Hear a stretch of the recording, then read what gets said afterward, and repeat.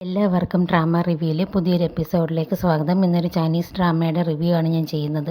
ഇവരും നമ്മുടെ ഡ്രാമയുടെ ഹീറോ ആയ ലൂഫിങ്ങും തമ്മിൽ ബ്രേക്കപ്പ് ആയിട്ട് 5 വർഷമായിട്ടുണ്ടായിരുന്നു.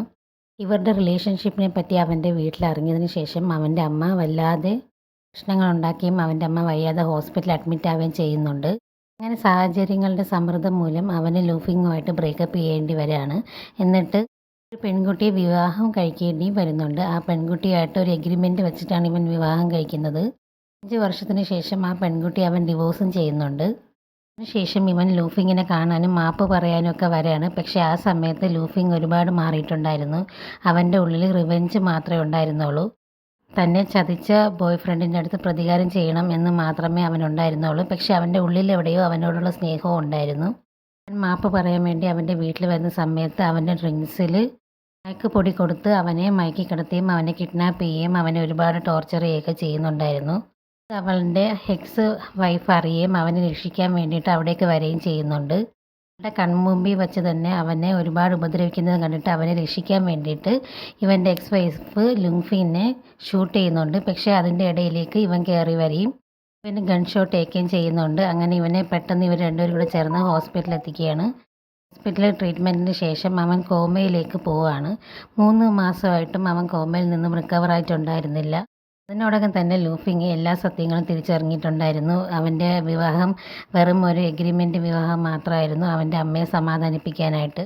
അവർക്കിടയിൽ ഒരു റിലേഷൻഷിപ്പ് ഉണ്ടായിരുന്നില്ല എന്നുള്ള കാര്യങ്ങളൊക്കെ ഇവ അറിയുന്നുണ്ട്. അങ്ങനെ അവൻ ഒരുപാട് തകർന്നു പോവുകയും ഒരുപാട് കരയുകയും ഒക്കെ ചെയ്യുന്നുണ്ട്. അവനെ ഒരുപാട് ടോർച്ചർ ചെയ്തതിൻ്റെ കുറ്റബോധം കൊണ്ട് തന്നെ.